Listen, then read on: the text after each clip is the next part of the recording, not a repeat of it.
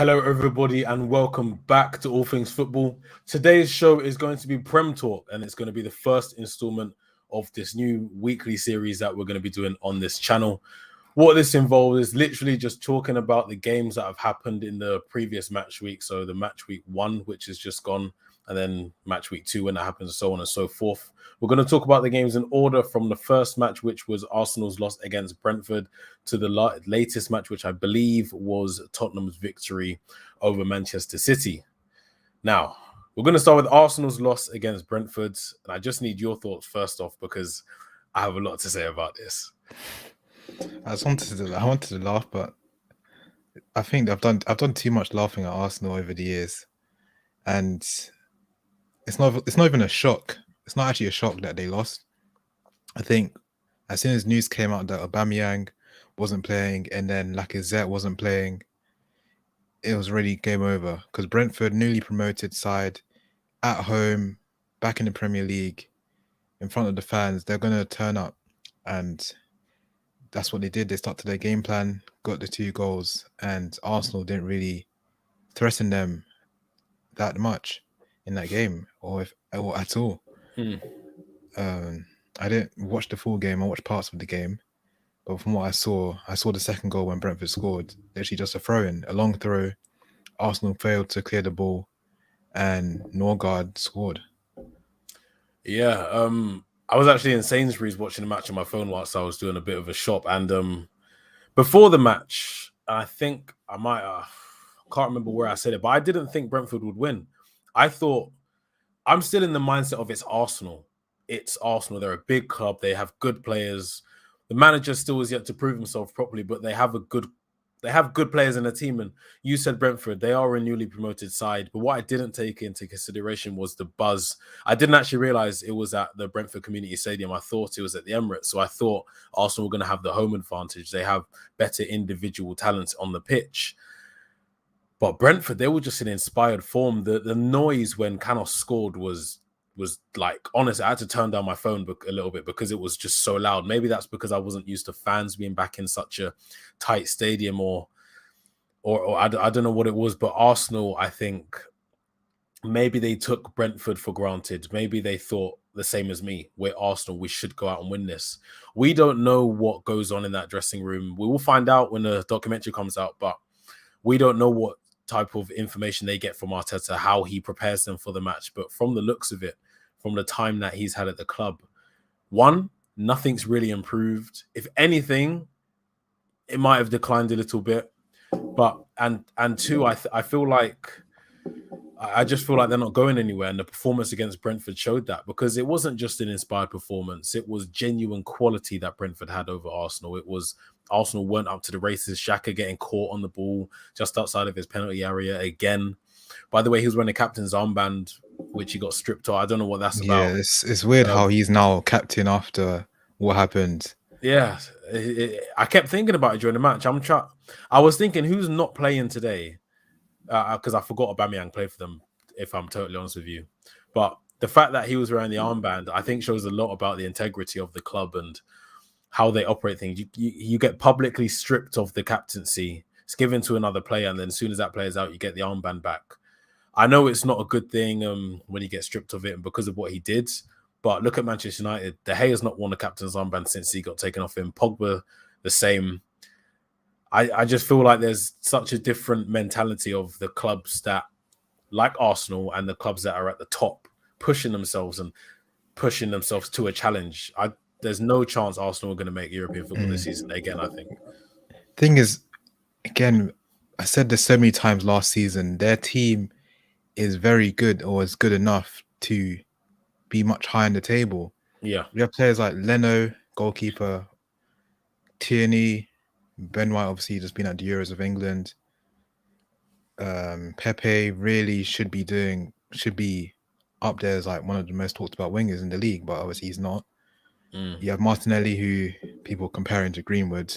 The comparisons are invalid. Yeah, because Aubameyang and Lacazette aren't there. They're playing their youth players, Balogun, up front. So, I mean, I guess their depth isn't the best. Maybe they only have a good starting 11, but apart from that, their depth, that's probably what they lack.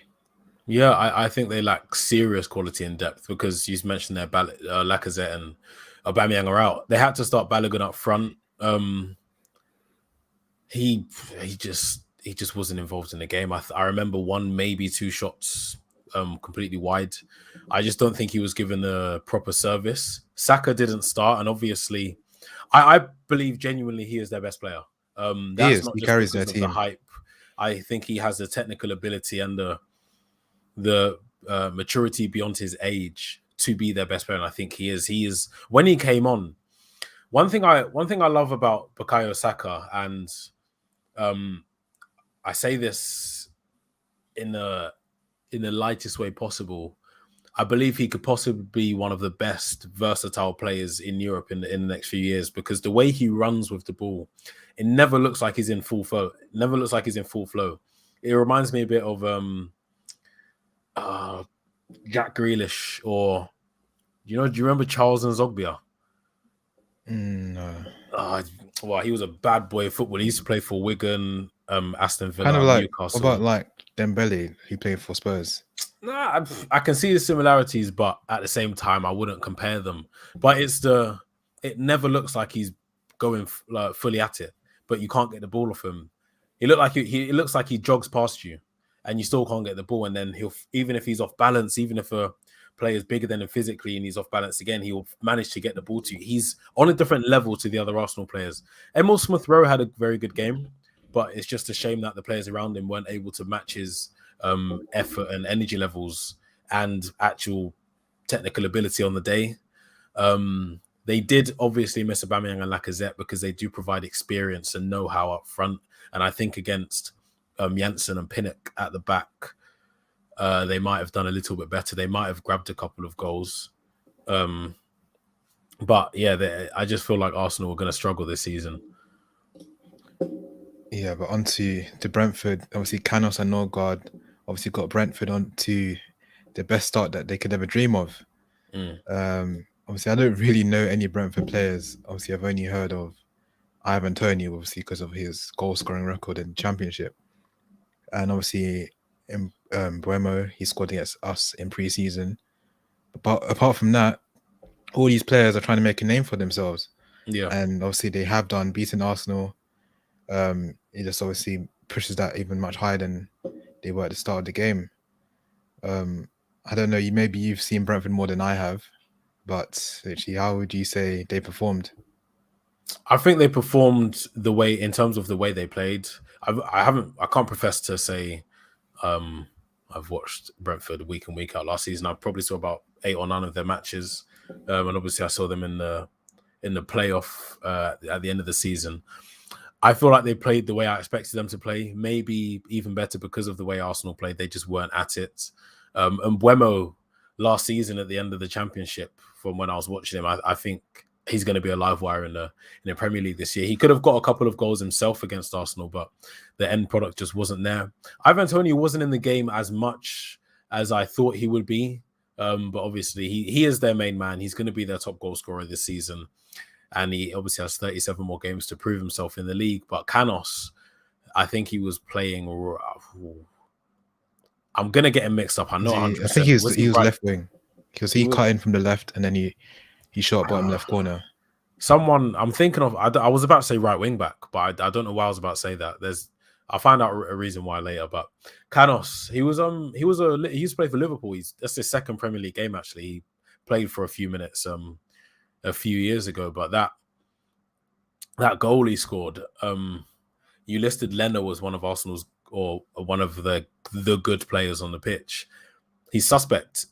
He was getting compared to De Gea a couple of years ago, maybe because he had a few good games, but I just don't feel like he's very good. Emi Martinez is better than him, and the fact that have they signed Ramsdale? Who? Arsenal? Yeah, No, for 30 Ramsdale's million. at no.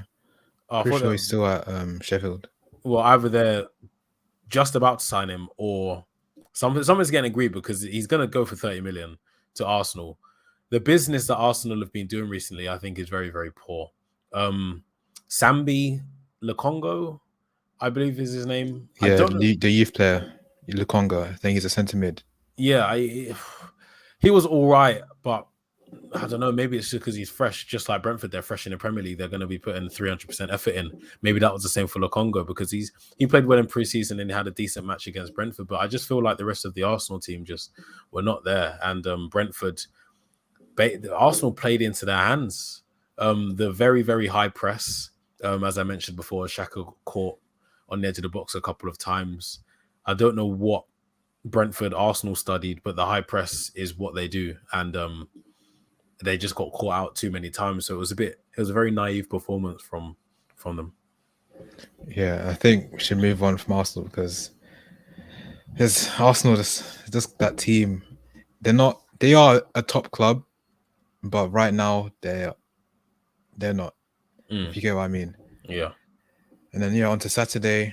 Obviously, lunchtime kickoff was Man United versus Leeds, which was 5-1 to Man U. Yeah.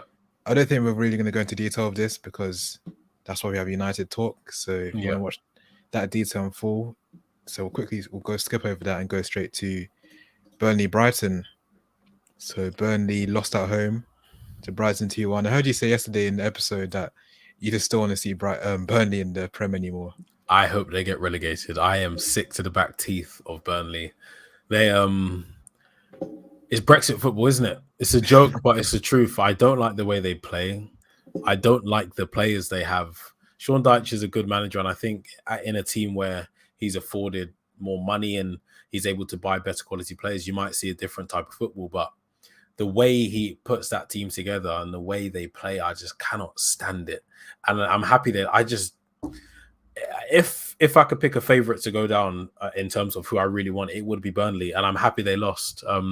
Obviously, they took the lead early on through Tarkowski.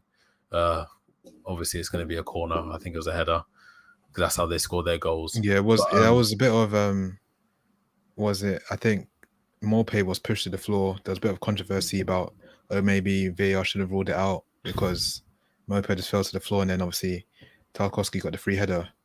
But apart from that, Burnley didn't really do too much after taking the lead. It really came down to Graham Potter and his inspired substitutions. Both of the goal scorers were on the pitch for literally a couple of minutes before they grabbed their goals at equaliser, and then McAllister with the actual winner. And I'm happy they won because I like Graham Potter. Don't necessarily love Brighton, but I can appreciate the type of football they play. Graham Potter has something good going on there. If he's able to keep players like Mopé, Danny Welbeck, Yves Bissouma, Lewis Duncan came out. It was either a couple of days ago or in the last 24 hours saying he wants to retire at Brighton. So I guess they're going to be keeping him. If they can keep that good spine of the team, what's to say they can't be pushing in terms of, probably won't get it, but challenge for the Conference League places because they are. I think just top 10, aim for top 10. No, I think they could push for the Conference League. Might not get it, but they might be run about there. I mean, they do have, as you mentioned, good players that can come off the bench. Obviously, the 2 goal scorers came off the bench. Yeah. Welbeck, he was obviously not in the squad. They have players like Adam Lallana. He is still a decent player. And Mopé, what's his name? The other striker, did he leave? What other striker? Connolly. Aaron Connolly. I'm not. No. The Bryson guy. I don't think so. Maybe he just wasn't in the I haven't seen him in a while, actually, now that you mention it. Can even run. We are well, thanks. But yeah, Bissouma, they're still hanging on to him. They hang on to him very tightly because there has been interest from a lot of clubs. United being one, Arsenal, many clubs have been interested in him. So the window is still open, so you have to wait and see. As for Burnley, they're literally just a typical team, like long ball. I mean, there's nothing. I don't know. I don't want to be rude and say there's nothing special to Burnley, but you just get the same. You just get the same each season, and it works for them. They stay in the Prem, so you can't say it doesn't work. To go down. You can't say it doesn't work. They've been in the Prem for quite a few years now. Yeah, and their system works. Sean Dyche is a good manager. and it's a very, very English team. As you said. I didn't realize it has so many English players in their team. I think Goodmanson and there was one other player that isn't English that was starting. Yeah. I mean, there's nothing against English players. I just feel like it's Brexit football. It's the same bland, boring football. Dwight McNeil is their creative spark, and he doesn't get into any team that's pushing for European football. Either they need to go down. I would like them to go down, or they need to just improve. Like, just do something different. Excite. You don't. When you play Burnley, you're not excited. I can't imagine Burnley fans are excited to go and watch their own team play. You know what I mean? Like, I don't know about that. If I was a Burnley fan, I'd be excited to watch Burnley play in the Premier League. Having a laugh, yeah, in the Premier League because I know they're lucky. Yeah, in the Premier League. If it was Championship, maybe not. But Premier League, of course, I'll be excited to go and see us against Rashford, for example. Not because I want to watch us, I want to watch other teams.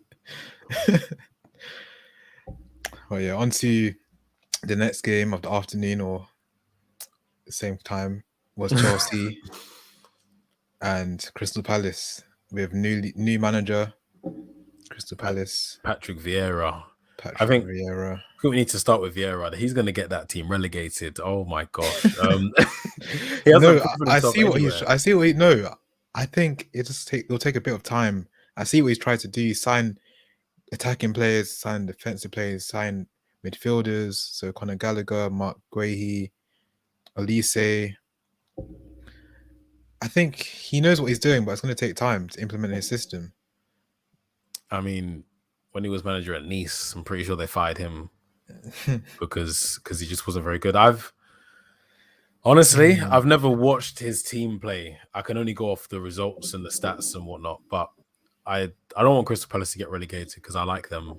But I just feel like there is a genuine possibility they could go down because Roy Hodgson is a legendary manager, whether you like it or not. He's been around the block. He's managed in Italy. Did he manage in Sweden, or am I making that up completely? I don't know. Sweden or Finland or something like that. He in an obscure country he managed, and he took Fulham to the Europa League final. He's managed Liverpool. He's managed England. He's been at the biggest teams and in the national job as well. Now they've gone to Patrick Vieira, who, in the most respectful way to him, isn't. What has he done that has given him the license to manage a team like Crystal Palace, a team that is trying to be on the up? As last season was an indication of what they wanted to do and what they were trying to head towards. Unfortunately, he's out now. But you mentioned Olise from Reading, I think. Conor Gallagher and Mark Guehi both from Chelsea, I believe. They are signing younger players, I guess, with the intention of maybe in about 2 or 3 years, let's try and push for the stable top 10 finishes. Let's try and push that conference. It's going to be tricky. Roy Hodgson might have been the manager to push them to the top 10, but I don't think Patrick Vieira is. And I wouldn't be surprised to see them scraping at the bottom of the league. I think what you just said could be true. Like, they could get relegated. However, if they were to get relegated, I feel like they would still stick with Vieira as he is trying to build something. So maybe these youth players, they go down with Palace and then he brings them back up potentially, if that was the case. I mean, then at the same time, they would lose many players such as Zaha. Yeah. If Zaha, maybe Zaha could even leave this season, but you know what? I don't know. Crystal Palace is such a tricky team with Zaha because look at what Liverpool did. They didn't want to sell Coutinho because he was probably their best player, but they got the max amount. I think it was something like 130 million, and they reinvested Alisson, Van Dijk, the biggest names that they signed with the money they got from the Brazilian. But Crystal Palace could have done the same thing. Sell Zaha, you could have sold him for 70 million to Arsenal. You could have sold him for 70 million to someone else, and you could have reinvested that money and improved your whole squad. But now you have him, probably worth about 35, maybe 40 million. He's probably going to leave on a free eventually, I believe. He's in a golden cage, effectively. A lot of footballers are, and he is one of them. I feel like the business they've been doing with Zaha has just not been very good, and I feel like they've missed an opportunity to really take advantage of the money they get from that and the cheap market now. I mean, players are going for pennies. We got around for 43. It's a cheap market at the moment, and they missed out big time. And I feel like they're gonna suffer the consequences. Yeah, on to Chelsea. Thomas Tuchel, his first full season in charge. They play 3-4-2-1 formation. I believe so. And yeah, I think I said it. Lukaku can win them the league. Now that they have a goal scorer, I feel like Thomas Tuchel is a good manager. They now bring in youth players as well. Trevor Chalobah was man of the match in his debut. He's even brought players back like Marcus Alonso, who scored that free kick. I'm surprised that Alonso has managed to make his way back into this Chelsea team, especially with someone like Chilwell. Pulisic is now starting games. And I'm telling you, with Lukaku, Mount, and Werner I think that can work very well. Just because Werner is obviously, he's not a goal scorer, but he's very fast. He'll stretch defenses. Lukaku can drop in to collect the ball, or he will just be in the box to score goals. He will be in the box and will score goals when Chelsea get the ball in the box, which they will. And obviously, their midfield, Jorginho, Kante, they speak for themselves. Yeah, Chelsea have a good team. Talking about Chalobah, yeah, man of the match performance, good goal. I'm happy for him. It was an emotional goal for him, but as soon as Thiago Silva comes back in, he's going to be the one to get dropped. They still have improvements to come into to bring into the side. Talking about Lukaku, boy, I am a bit scared, if I'm honest with you, because he's one of the best strikers in the world. He's one of the best players that you want in the box. If you want the ball to fall to someone in the box, it's going to be Lukaku. Werner, I know everyone, makes memes and jokes and takes rips into him or whatever because he misses easy chances. But he's a good creator as well. He can beat a couple of men. Great on the counter attack. Lukaku has a bit of pace as well. So they're going to be a dangerous team going forward this season, more dangerous than they were in the last. And Marcus Alonso has always been a technically gifted player. He's more like a left midfielder, I believe. He's so good on his left foot. But when Beyond Chilwell gets back into the team, I believe he will cement his place. Chelsea are going to be dangerous this year. Yeah, I'm telling you, dangerous. I don't think they'll win the league though. Can't see that happening. I feel like the league is between Chelsea, Man U, City and Liverpool. I was going to say there's three of them, but I think it's a 4-horse race, and it'll be very close this year, and it will come down to those head-to-heads between those four teams. Yeah, and if you're talking about heads-to-heads, I'm gonna have to say Man United are gonna come out on top then, because we usually do. We usually do come out on top of those games, but then it's about what Man United do, obviously, against the rest of the teams. If Tuchel does not win the league or UCL this season, do you think Roman would sack him? Yep. Did the same with Di Matteo, won the Champions League, and it was gone midway through the next season, I believe. So you're saying if Tuchel doesn't win anything this season, he's sacked? Yeah, because think about it. Tuchel comes in, rescues the season. I mean, I don't think Abramovich brought Tuchel in with the intention we need to win this Champions League. I think it was, please just actually save our season, get us into the Champions League for next season. But he took it a step further, which raises the expectation even more. Yeah, and when that expectation isn't met, Roman Abramovich is a ruthless manager. 4 games don't go your way, you're out. Di Matteo won the Champions League and he was out within the next season. If Tuchel isn't having a good season, by January, he might be gone. Yeah, it's true. That is literally how Chelsea are run. And whether it works or not, I think it works most of the time. So, I mean, that's just how they've been since Abramovich. And yeah, onto Chelsea's bench again.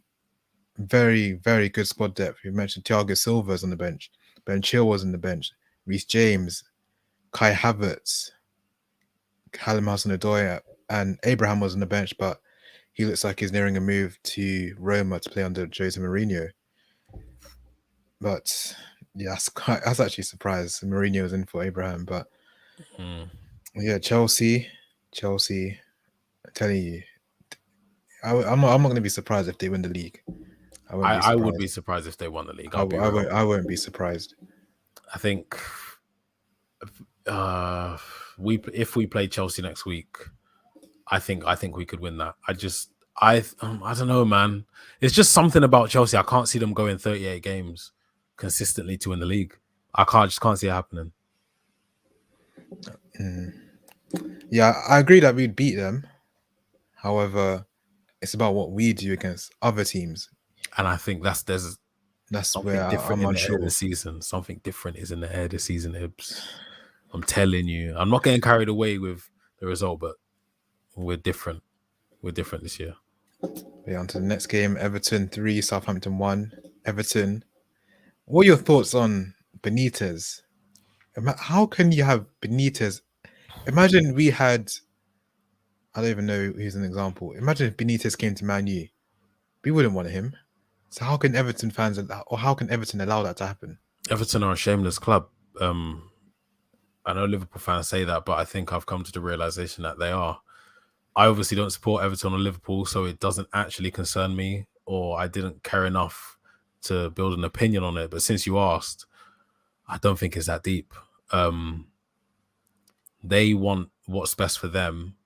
It just so happens that he managed Liverpool. We've seen players like Figo play for Barcelona, Real Madrid. Ibra play for Atletico Inter. Michael Owen played for Liverpool when he came and won the league with us. We see it all the time in football. It's just that it's now, and I think it's been blown up and over-exaggerated quite a bit. Because you know what it's like between Liverpool and Everton fans. Anything Liverpool do, Everton fans speak up about it, and vice versa. And yeah, I just think it's as simple as that. I don't think it's that deep. Football is a business at the end of the day. And to do better in the business, you got to get results and you got to win. You got to win as much as you can. And in terms of availability, Benitez was probably the best choice for them. Obviously, Carlo Ancelotti went back to Real Madrid, and they were put in a position where we need to be able to bring someone in that's going to maintain the levels that Ancelotti set, or even better them. And I think, can you think of anybody else that could have come in that knows the Premier League and that could Benitez improve? is literally the perfect man for the role. And I mean, they got off to a winning start, 3-1 against Southampton, despite going a goal down. Richarlison, basically, I feel like Richarlison changed the game. Yeah, he did. He's a very good player. He was man of the match. And alongside Decore, Calvert-Lewin, they got the goals. And Everton, they've always been that team. Traditionally, under David Moyes, they would be the team to finish like 6, 7, 5. Yeah. They recently slipped up. They've been like getting much lower than that recently. But I think Benitez is the type of manager who can coach them to be much more like better in defense. I feel like defensively last season they weren't the best. Yeah. I think he can help them to improve that. But at the same time, he hasn't necessarily got the players to do it. His starting lineup, I think, is good, but apart from that, there's not much quality in that Everton team to bring them much higher up the league. Yeah, it's a Everton is such a weird team because they have players that are almost there. Players like Demarai Gray. I don't know why they signed Townsend, by the way. That was a bit of an obscure one. I couldn't believe that when I saw that. You now have Townsend, Gray, and Richarlison front three. Why? Why did you sign Townsend? I don't know. When you have players like Calvert-Lewin and Richarlison, I feel like eventually they're going to leave. If it doesn't start to pick up someone else, Arsenal might be in for a Calvert-Lewin. You never know. Richarlison, he was linked to Barcelona. He has pedigree in around Europe because the biggest teams want him. He's just won Olympic gold with Brazil. Sorry, he starts regularly for Brazil. He's a good player. I just feel like he's going to leave, and I feel like they need to improve the players around him. Almost build the team around him and Calvert-Lewin because it's just the Townsend signing confused me. Seamus Coleman's getting on a bit. I think I know what Benitez is trying to do. I think he wants to exploit the width as much as possible and get balls into the box because that is what Calvert-Lewin thrives off. And Townsend is one of the best at delivering balls into the box. And obviously that's how Calvert-Lewin got his goal. It was a header. It was a cross into the box. Yeah. And I think that's probably what he's going to try to do this season. Just get as many bodies into the box, get the balls out wide, get it into the box. And then that's how they score goals. Yeah. Let's see if it works. I don't know.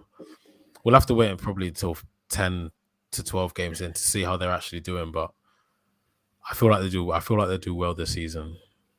As for Southampton, I think they could get relegated. I think if they're going to suffer another nine goals this season, If they could They died will. 3 seasons in a row and Ralph Hasenhuttl is still in charge, boy, it's gonna be weird. But No. the new guy up front, Adam Armstrong, I believe his name is. He Adam looks like a Armstrong. little bit of a player. He's Is he short, So nippy. they have a Stuart Armstrong. Are they related? No. They're not. Probably not. I mean, They're not related. They're two different nations. he just came from Blackburn, I believe. Adam Armstrong. Yeah, but as for Southampton, they've lost many key players. Daddy Ings for starters. Vestergaard. I didn't even realize he went to Leicester, but that's a good signing for Leicester. And Southampton have to fill those two gaps. Obviously, they signed Adam Armstrong. Yeah. I don't know who their centre backs are. I'm looking at their names now. No, but who started against Everton? Romain Perraud, Valentino Livramento. These are names I've actually never heard of. But Bednarek was on the bench. And apart from that, that's Jan Valery. I don't think he's a centre back there. He's a right back. Yeah. So I think that Vestergaard is someone who they have to try to replace. Yeah, they're gonna miss him definitely.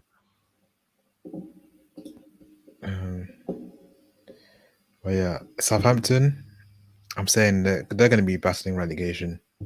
I don't think it'll be that bad. They have, I think, that if they get a centre back in, I mean, they could have signed someone like.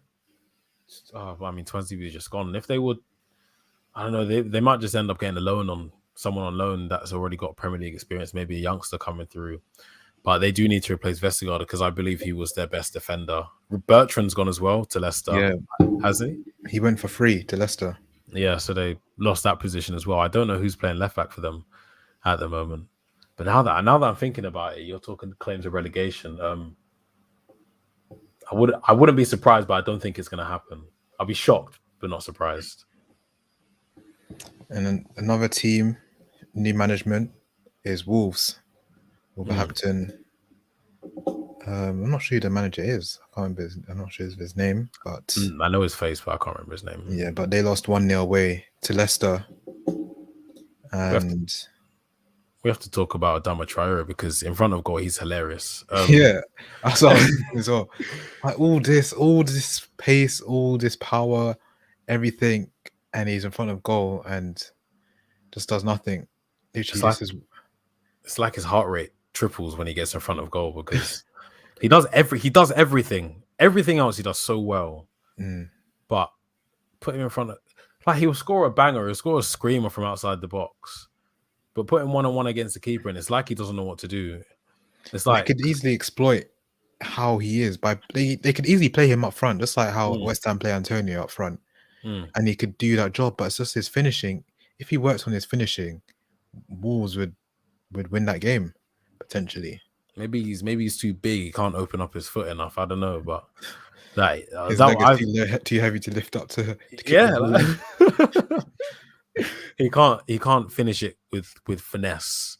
It's lace or nothing, and I feel like, as you just said, same thing that West Ham have done with Antonio, they could easily do with Adama Traore. Give him 2 months of intense one-on-one training and just work on his finishing, because you could put any ball over the top and he'll get there.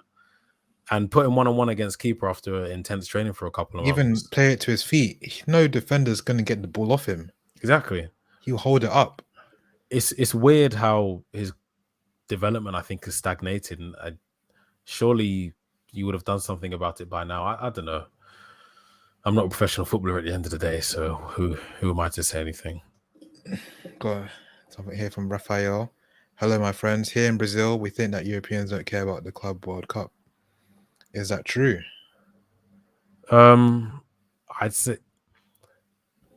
I mean, personally, I definitely cared about it in 2008. Yeah, so did I. When Man United won it. That's the first and last time I actually heard of it, to be honest.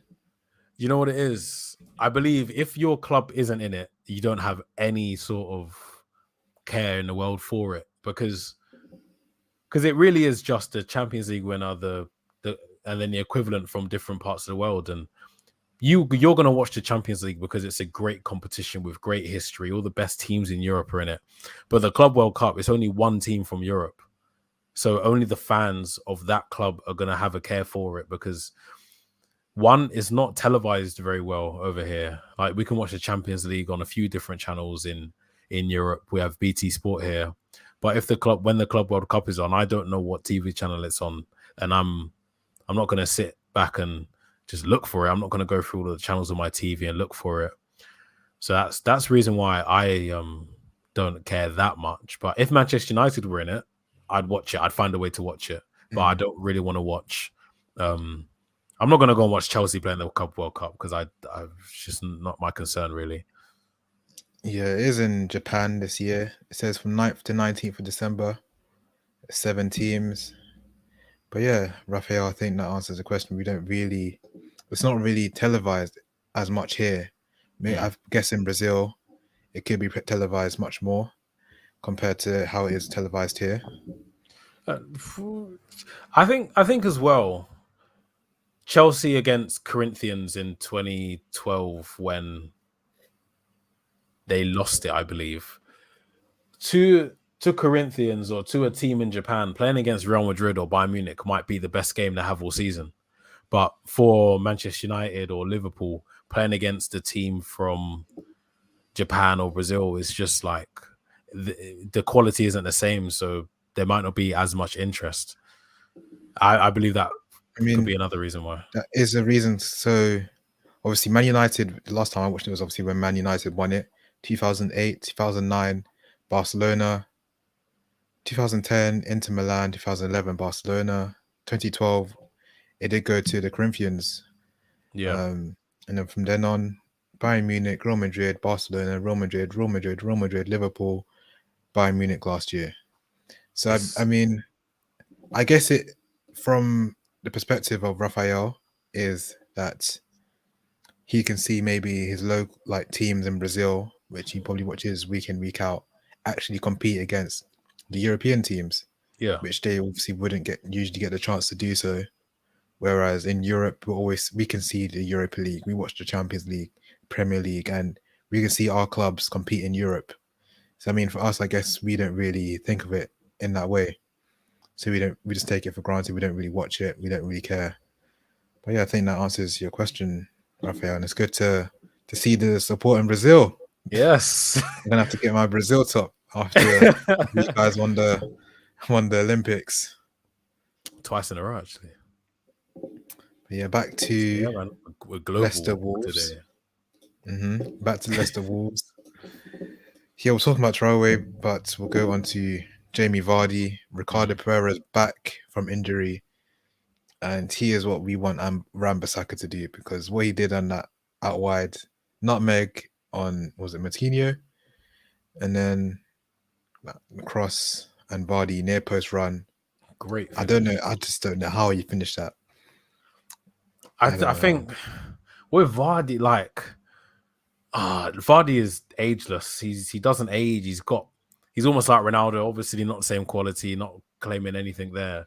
But until he's 34, I think I might be 1 year older or 1 year younger. But he doesn't play like a 34-year-old. He runs around like he's 24, just about to hit his prime. He's still got the same speed he had a couple of years ago. But what he has improved on massively is his finishing. And that finish against Wolves, weird. I don't know. I couldn't do that, honestly. If I was in exactly the same position as him tomorrow, I wouldn't be able to finish that, because it takes such exquisite technique to know exactly the pace of the ball, to know exactly what you have to get on it. Because he could have flicked it over the bar. He could have flicked it and it didn't go over the goalkeeper. He could have tried to flick it and it bounced off, it went the wrong way. It was a perfect finish from him. And I think it just goes to show how good he actually is. Because I don't think, with all of the attention that he gets because of the dream story going from non-league football to winning the Premier League, I still think he's underrated. Still don't think he's fully appreciated for the ability that he actually has. It's true. He is definitely underrated. He had to leave England because of the same reason. Obviously, Kane is going to be chosen ahead of him, and that just shows that he was obviously not rated highly enough to play with Kane or play instead of Kane. Big Ron says Vardy was playing in non-league football. Remember that. From there to one of the best finishers in England and Europe.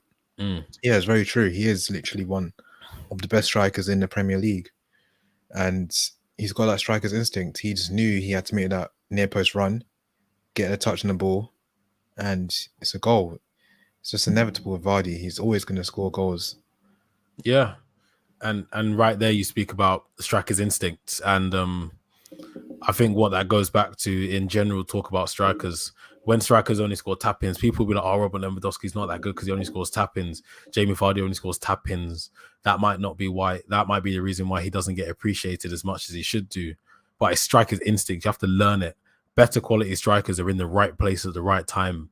And Jamie Vardy has progressed from sprinting 30 yards at 1,000,000 miles an hour to just being there. I mean, I don't think it gets much better than that, honestly. Yeah, but newly promoted Watford. I think this is the most surprising result of the weekend for me. I really did not expect Watford to beat Aston Villa. I thought Aston Villa had good recruitment, and I thought they'd just easily beat newly promoted Watford, but that wasn't the case. Watford back at home, back in the Premier League, in front of the home crowd, and did they go 3-0 up? Yeah, they went 3-0 up.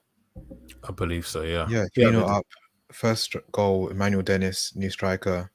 Then Ismaila Sarr, who we know about from his first season in the Prem. We're linked to him again, actually. Yeah, we're always linked. After that is Cuco Hernandez. Great finish. Don't know who he is, where he came from. I think that was his first goal for the club. Yeah, it was. But during the commentary, I believe on Match of the Day, it was like I think they said 4 years in the making, and I still don't know. Oh, I think he had been on numerous loans. Oh, and this was actually it. He was back and he got his first start and he scored. Oh, okay, Yeah. that makes sense. That makes sense then. A good finisher. Yeah, that was a good finish. But Ismaila Sarr, we're talking about Ismaila Sarr. He was Watford's player of the season last year in the Championship. We're still linked to him at Man U, and he is definitely improved from when we last saw him in his first season in the Prem. He is fast. Let me look at the name of this guy, Aston Villa. The left back was just getting left for dead. Target, yeah. He was scrambling all over the place. The way they were portraying it on Match of the Day, it was so rude. You know he didn't watch Match of the Day that night. Yeah, he definitely didn't watch it because he was just getting left. He was just too slow. He was diving in, then the ball's gone, and then Sarr got his goal, and Watford looked to be in cruise control. And then they brought on Mr. Man himself, Leon Bailey. I believe he should have started. I said it about Sancho. If you're fit enough to come off the bench, then you're fit enough to start. I don't know what it is about. Oh, we're going to bring you on in the 60th minute. You're already 3-0 down. It might not be 3-0 if you're on the pitch from the beginning. And I feel like he made a difference. Obviously, he got the assist for John McGinn. Amazing finish, by the way. Great finish. I didn't expect it. I never expected it, man. It was a very, very difficult finish. I personally it was very clean, very, very clean finish as well. Those ones have to be spot on. If you miss that by half a second, then it's going rosette or it's going behind you. And then obviously Bertrand Traore is a very, very tricky player. I think he's another player that's underrated. Had about 45 loans when he was at Chelsea, and now he's, I think, permanently signed for Villa. And he won the penalty, and obviously, who scored it? Danny Ings, of course. Danny Ings, yeah. Prolific, have him in the fantasy team, innit? Goal scorer. Yeah. So the game went on 20 more minutes, 10 more minutes. Maybe they would have got a draw out of it. But I do believe that Dean Smith made a teeny bit of an error not starting Leon Bailey because he did change the game. Yeah, I mean, it's only obviously match day 1. So there's still a long way to go. Watford, surprised me. Great win. Can they keep it up? We have to wait and see. I mean, they did show that they had the fight, they had the spirit, they had the game plan. Their manager is, what's the manager's name? Is it that? No, I can't remember his name, but he has been manager for a while. He did get them promoted. Let me check.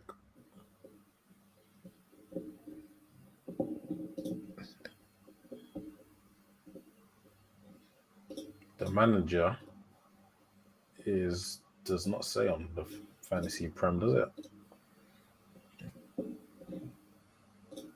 Actually, it doesn't say on fantasy prem.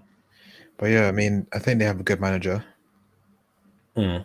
And in the predictions we did last week, I said they're going to get relegated, but I still stand by that. He's called Cisco. Cisco, okay. Mad Cisco. You think they're going to get relegated? Yeah, they're still going to get relegated. 37 games left. I think they'll get relegated. They'll get relegated alongside Norwich, who lost 3-0 to Liverpool. Perfect transition right there. They're going to get relegated as well. I'm sorry to say this, but it's just the truth.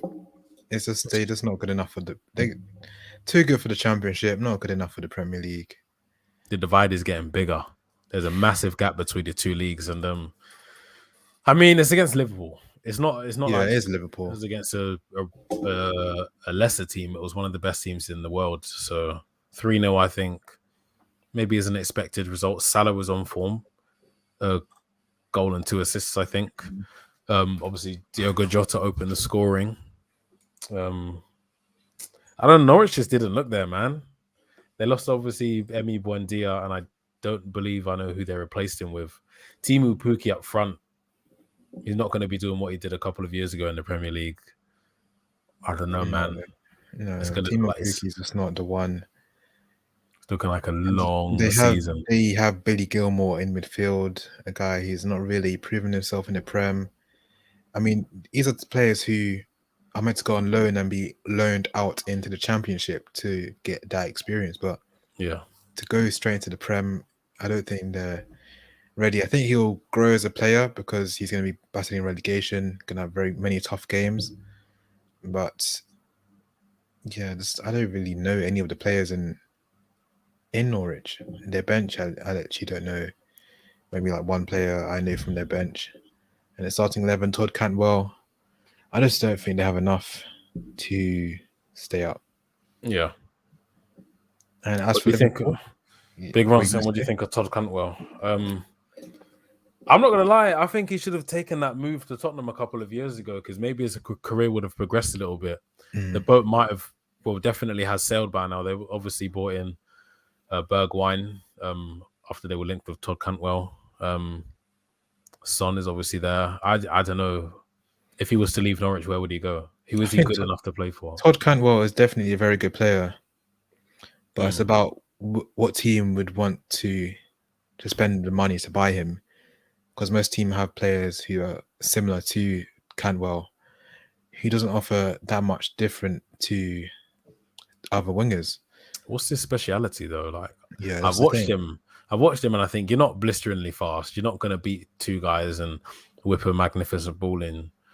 You're not a dribbling merchant. I don't know what his best quality is. And I think that's the biggest problem I have with him. Yeah, that's fair. But as for Liverpool, it's good to see Van Dijk back. Yeah. Obviously, I think, was Gomez on the bench? Yeah, Joe Gomez was back on the bench as well. And Konate as well. So Liverpool are looking strong defensively. Obviously, the midfield, they played Milner, Keita, and Chamberlain. Yeah, weird, but Fabinho did come on anyway, as did Harvey Elliott, the youth player, or not really youth player. He's a first team player now. He apparently he had a good loan at Blackburn. Yeah. Now he's back in the first team at Liverpool, and obviously the front three: Mane, Salah, and Jota. I think Jota is going to be. Do you think Jota will be starting in that front three now? I think, yeah. And then Firmino just comes off from the bench. Probably. Yeah, they'll rotate. Firmino did come on and get a goal as well. Jota got his goal. And obviously Salah as well. So I mean, Liverpool, they're going to be in the title race. That's just how it is. I think they're obviously good enough to keep up with the likes of United and City and Chelsea this season. Obviously, they came third. They came third last season, so you can't write them off. Yeah. And then on to Sunday. Start with Newcastle. Newcastle 2, West Ham 4. Newcastle, I said it as well, they're going to get relegated. Their owner just doesn't, it's like he doesn't care about the club.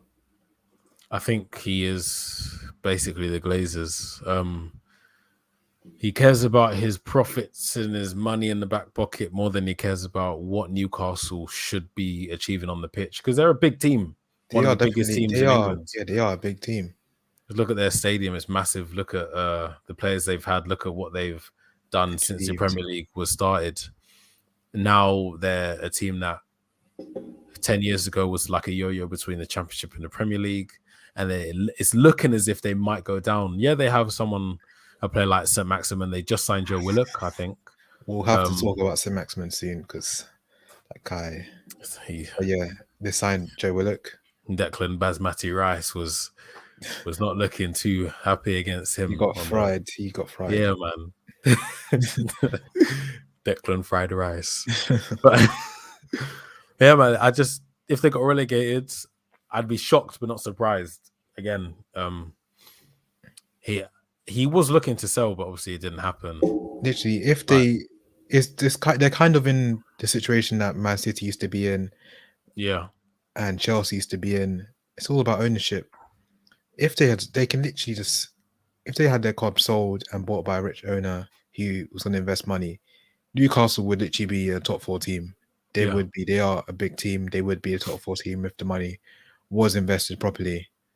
However, it must be so frustrating for Newcastle fans to just be there, just to fight for their lives, just being in the Prem, not challenging anymore. Big Ron says Declan Rice was boiled, cooked, and served up by St. Maximin. I saw St. Maximin doing, what is it? What's that skill called? Fake Rabona. Rabona fake. As if he's playing FIFA. He's a troll on the pitch. And do you know the worst thing about him is, win, lose, or draw, he puts a compilation out of his skills. Yeah. I saw it on his Twitter. He retweeted the video. Oh gosh. This guy is so shameless. He just wears LV headband. Just there on the pitch. Just his skills. He will be like gutted about the result, but here's my skills. Like he doesn't care. He doesn't. To be fair though, in all fairness to Declan Rice, like it's not like he was left on the other side of the pitch. It was only about a yard or two, but it was still fun to watch. It led to Callum Wilson's goal, which is the first goal of the game. Yeah, it was a. So they went 1 up, and then Cresswell got the equaliser, and then Murphy got the goal, I think, just before half time to make it 2-1 to Newcastle. So it was all good for Newcastle, but then West Ham just turned up the gear, and I think, was it Ben Rama who got an assist and scored as well? There was a time in the 90s when Newcastle, part of the big two, Man United and them, Sergio Hall pumped a lot of money into Newcastle, peaked when they signed Shearer. Yes, that's when Newcastle had that NTL, that kit, that kit of Shearer. I remember that when I was younger. Literally, Newcastle were literally one of the big teams, but since Mike Ashley's been in charge, it's a shame. The money's been going to Sondiko and Sports Direct. That's where it's been going. I forgot about Sondiko, That's where it's literally been going. But West Ham, can they say West Ham were to get Jesse Lingard? Do you think they could get?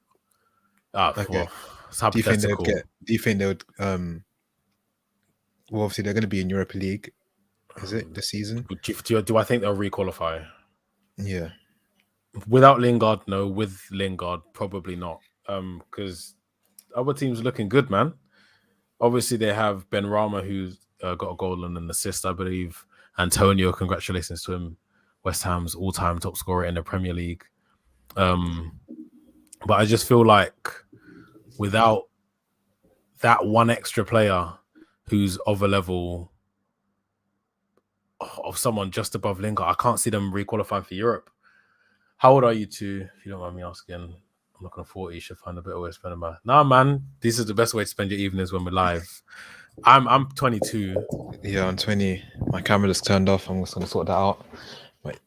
Yeah, so we're young, but we love football. But yeah, I can't see. Football has no age. It doesn't really matter what age you are. True. It really doesn't Very matter. true. We're all enjoying the same sport. Everyone has an opinion. So yeah, it's good. I don't think West Ham are going to requalify for Europe this season, unfortunately. And I just say that because I think the other teams are looking good. It's nothing to do with them. Obviously, they lost quality when Lingard came back to us, and they obviously did want to like re-sign him permanently. But Lingard is his own person, and he has decided to stay at Manchester United, which I don't think is the right move for his career. But you know, I mean, it's not the right move because West Ham, he's a starter. He's the main guy. Yeah. At Man United, he's a squad rotation player, if anything. If that, he probably won't even come on because of the quality we have on our bench. Sancho, we have Cavani, we have many good players on our bench, and I don't think he would even get on the pitch. But you know what? Speaking from a selfish POV as a Manchester United fan, having a bench that's got Cavani, Lingard, Donny van de Beek, Amad Traore if he stays, Martial, that's a good quality bench to have. And then you have Lindelof on the bench who's been a starter. Then you have Telles as well. It's from a selfish point of view, keeping Lingard I think is good for us, but from I want him to do well, and I'm looking out for his career. I do think he needs to leave because he's just not going to get a lot of game time here. And West Ham would be perfect for him because, as you said, he's the main guy there. He's the star. When he went there, everyone loved him. He was scoring goals like he was. You remember that goal against Watford for Manchester United? He did the same thing for West Ham. I feel like maybe he might be able to get into the England squad, maybe for a few friendly matches, maybe push for the World Cup next season if he was at West Ham. But he's going to have to wave goodbye to his England career if he stays at Manchester United. That's cool. When United won the treble in 1999, I was 19, but that was just probably before United won the 2 months before I was born. So obviously I wasn't able to see it with my eyes. But I know about a bit of history about United. I'm very interested. I love this club.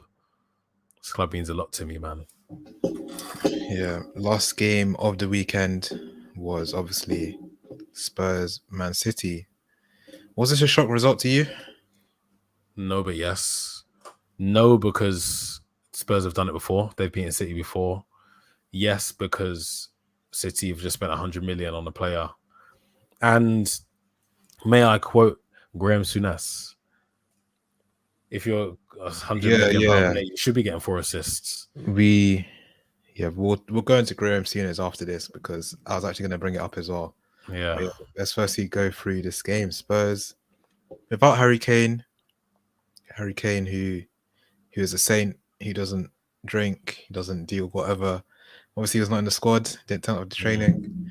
Fair enough. You shouldn't be in the squad if you're not training. But they didn't need him. They have Lucas Moura, who was definitely, I think, was a very good player. Maybe could have been man of the match. Son, who did get man of the match, obviously got the goal. And then Dele Alli back in the squad. Bergwijn also. Their front three was good yesterday. Yeah, their front three was good. A few good performances, but I think it was just a passionate performance. Manchester City really could have won that match quite convincingly. I just don't think. Well, I don't think it just didn't go for them. They weren't able to find the back of the net, obviously, and I hate to say it, and I hate to be that guy because it's the first game of the season. He's only been there a couple of weeks, but Jack Grealish just doesn't look like he fits in at Manchester City. He needs to be the main guy. He doesn't need to wear the armband. He needs to carry the team. That's who he is. He carries the team. So maybe he enjoys the responsibility. Maybe he enjoys knowing in the back of his mind that, if I don't show up today, we might not win. But at Man City, he could sit on the bench for a month and I don't think he'd even notice he was on the bench. He looks just... I saw a tweet. I don't know who tweeted it, so I can't take the credit for this, but he just looks like he's going to get lost in the pack at Manchester City because they have so many good quality players. He started today. De Bruyne was on the bench. Bring De Bruyne in for the next couple matches. Get, 5 goals and assists. When's Jack getting back in? Who's he taking out? Because Mahrez is, I believe, their second best winger behind Raheem Sterling. Sterling is their best winger. He's been their top scorer for a few years. And he's been top scorer in the Premier League, there or thereabouts for a few years. Jack Grealish doesn't come in and just take his spot. He has to earn that. And I think maybe he started because they just signed him for 100 million. If they sign him for 50, he doesn't start. De Bruyne starts. They have too many good players in that squad for Jack Grealish to take them to the next level, because even then, I don't think he improves them.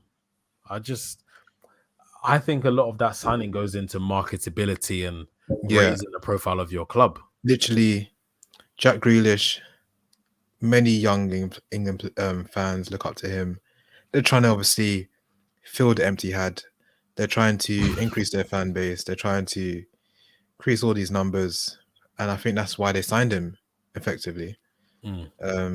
His heat map was literally... His heat map, obviously, is this left? No, is this left? That's right. This is left. But you're off the screen. Yeah, there you go. Here's Sterling. Here's Grealish. That was the heat map. They were literally touching each other on the heat map. They're both left. They both play on the left side. Yeah, they're left wingers. It just didn't work. Also, it didn't work because they both got pocketed by Japhet Tanganga, who had a great game for Spurs. Yeah. And yeah, you can see in the title of this video, does Grealish fit in at City? I think at the moment, no. But at the same time, he does have the qualities and attributes which can be coached from... Obviously, Guardiola is one of the best coaches in the world. The way Guardiola improved Sterling, I feel like he can definitely adapt someone like Grealish. He doesn't necessarily have a fixed position. He can mold him into anything he wants him to be because he does possess all those qualities. And it's just about finding what's best for him. We're forgetting that Grealish is still like 25, 26. I think he's 25. So yeah, 25. Still like 10 years potentially of playing. So he can definitely be molded into a great player. I think the same was... There's been comparisons with Zidane when Zidane was in his when he was much younger. He was brought into a Juventus team. He was brought into a Juventus team which had many great players, and I don't know who the coach was, but he was literally he didn't have a specific position, but they molded him into the players that he was. So you never know you can't underestimate what Pep Guardiola can do to Jack Grealish. You cannot underestimate it. That's all I'm going to say. I'm not comparing him to Zidane in any way. But I'm just saying, just don't. I can't say anything bad about Grealish yet. Give him time, innit? Yeah, give him time. Might see a new Zidane on the block.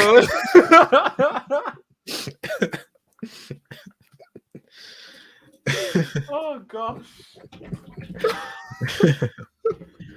That was funny, man. Whoever's comparing him to Zidane is really... I think it was Gary Neville. He said it. Gosh. He didn't like mean it in like comparison way, but he was saying like the path could be similar. Well, I mean, I hope he does well at Man City because of his rise and the speed of his rise over the past 18 months. I really hope it doesn't all go to rubbish at Manchester City. And to be honest, even if it does go to rubbish at Man City, he's going to stay there because they just paid a British transfer record. So he's going to have to suck it up and carry on. Yeah. As the Spurs, they will not qualify for Champions League. They will not. They 100%. Will qualify for Europa League potentially. Yeah. I think they are good enough. Depending on if Kane stays, then definitely they will. But it's all down to what happens with Kane. Zidane at Bordeaux, he was balling there and he got his move to Juventus. Syria was the toughest league around.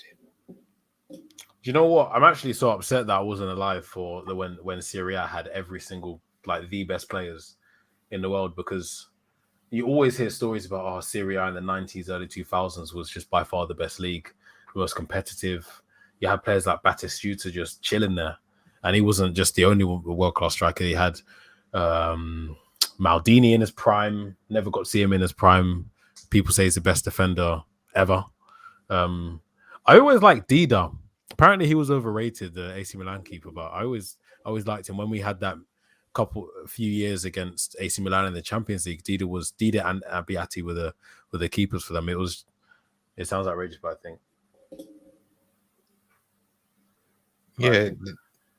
I don't think Grealish is the same.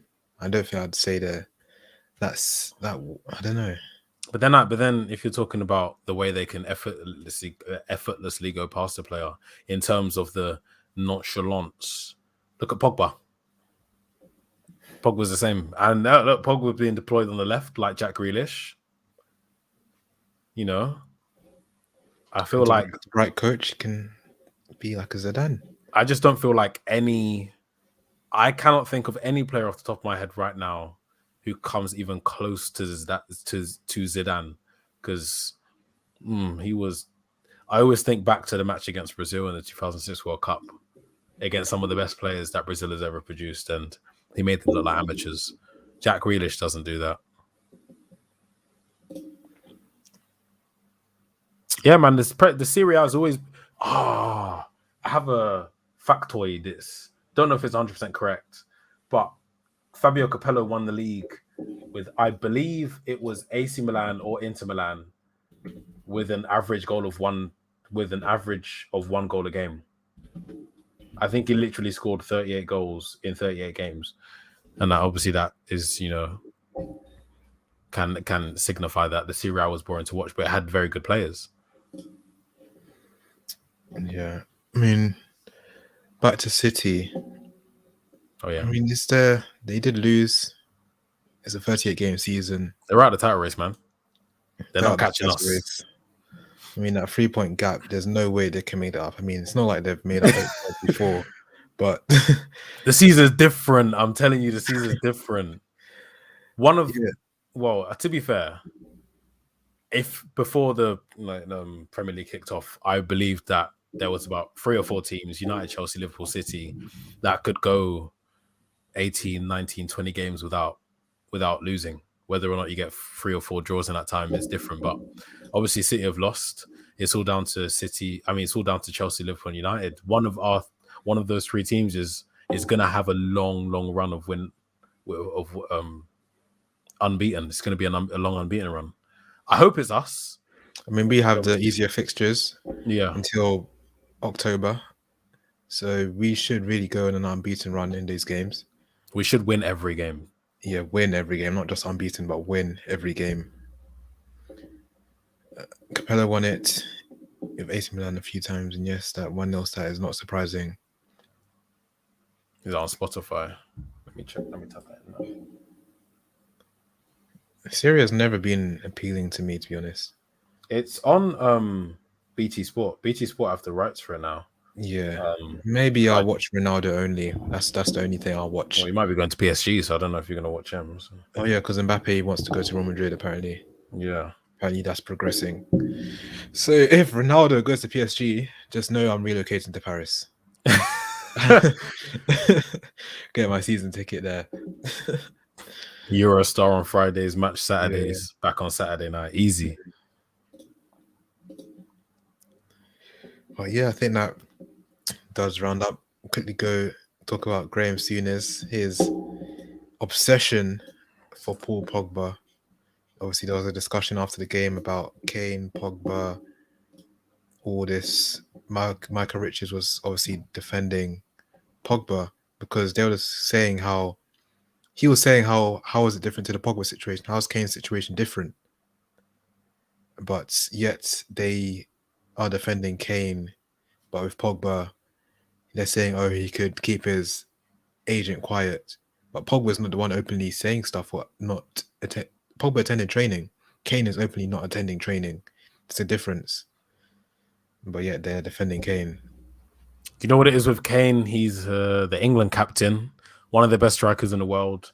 Not sure exactly what his personal statement said the other day, but after Messi went to PSG, after Man City signed Jack Grealish for 100 million, he instantly came out and said, "Don't mean for this to offend anyone or whatever." Like he's kind of digging himself out of a grave he knew he dug for himself. And there's no surprise to me that Graham Souness is the main character behind this. He has an obsession, which I believe is racially motivated. I've just finished university. A large chunk of my dissertation was about Souness's obsession with Paul Pogba and the fact that I believe it's racially motivated. So I'm not surprised. Not surprised he's saying these things. He's stinks of Piers Morgan storming off this morning when he's talking about Meghan Markle. As soon as Michael Richards opens his mouth and defends Pogba and basically is saying that Souness is wrong, it's like, let's talk about something else. Yeah. And let's talk about Liverpool, Chelsea. You know what I mean? I think it's pathetic, and I don't know how he's. I don't know. It's not just about even the Pogba thing. I don't know how he still has a job there, and I believe that he has to be spoken to about what he says and how he says it and the amount that he talks about Pogba, because you see these memes on the internet. Barcelona might be playing Juventus in the Champions League, and Barcelona lose 2-0, and then it'll be like, but where was Pogba during all of this? It's a meme, but it's what he's about. It's what Souness is about. He drags Pogba into anything he can drag him into, and he takes the blame. Pogba hasn't even played sometimes, and Souness has had a rant about him. It's ridiculous. Discussion the other day, big up Michael Richards for actually sticking up for Paul Pogba when he's not there to speak for himself. And I really hope it doesn't continue because of all the attention this in particular is getting. And I hope that, someone... I mean, it's been going on for years. It's not going to stop until he finally realizes. But it's just how he is. To be honest, I don't actually know who he is. Many of us don't know who he is. We know who Pogba is. We know Pogba is a World Cup winner, but no one knows who Graham Souness is. He might have been a great player. I don't know. I never saw him play before my time. Yeah, much before our time, but Pogba said that as well. He doesn't know what he looks like. Yeah, so Pogba just doesn't care. He shouldn't care anyway. But yeah, I think that rounds up Prem talk. Match day 1. Back next week. Fantasy. Talk about fantasy, yes. Yeah, let me get my team up. Yeah, let me just say now, I'm 10th in the league. You're ahead of me by 3 points. Top of the league is 101 points. Alex Repetto. Oh, yeah, he did well.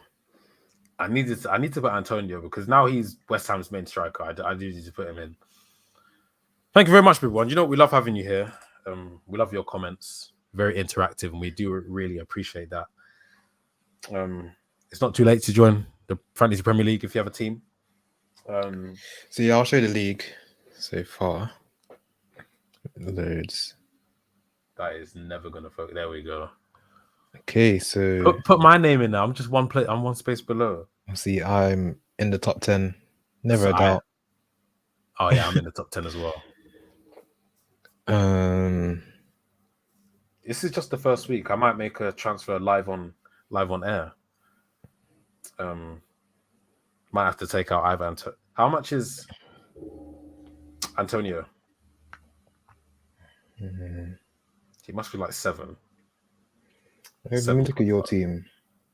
So this is Anton's team. Got 76 points.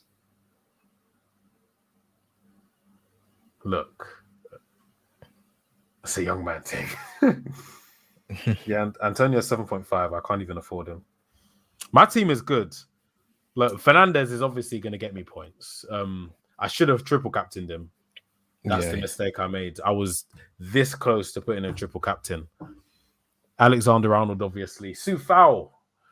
He was a tricky one for me to go in because he had a good season last year, got a lot of points, but He almost got an assist yesterday, actually. Antonio hit the post from his cross. Dennis should not be on the bench. That's really unfortunate. Oh, no. That's really unfortunate, isn't it? I could have been ahead of him. I should have really captained Fernandes. Who did you captain? However, Captain Salah. Oh, fair enough. Fair enough. And obviously, Dali Ings is going to score goals. As I said, my defense is not one to look at. Not the Amati, best. Duffy, Tierney, sure. I've got pure assists in my defense. You know what? Game week 1 in it, 76 points in. The highest person in the world has 150, so almost double mine. But some people get lucky with their triple captains. Come game week 10, I'll be top of the league. Game week 20, I might make a few subs to give Zibs a chance, but game week 38, it's all me. I've never won a fantasy league ever. I always forget. That's the problem. I just forget about my team. I'm not going to forget this time because this show is going to remind me weekly. I'm not going to forget, and I'm going to win it. I'm here to win. I'm not here to take part. I'll keep Salah as captain because they're playing Burnley. We got Southampton. Yeah. I might need to find a way to put Pogba in. I don't think Kane will play. Or I don't know. They're saying he's injured, or I don't know what this warning sign is. I mean, he's not training, so I doubt he'll be playing in the next game. So I should just sub him out, or was it transfer him out? Transfer. I'll get rid of him. You could spend that money somewhere else. That's what I would do.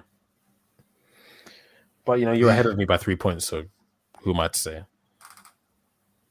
Yeah, we'll see how that goes. But yeah, we'll see you guys next week. Please do like, share, and subscribe. Goodbye. Thank you very much, Ron. I'll see you guys later.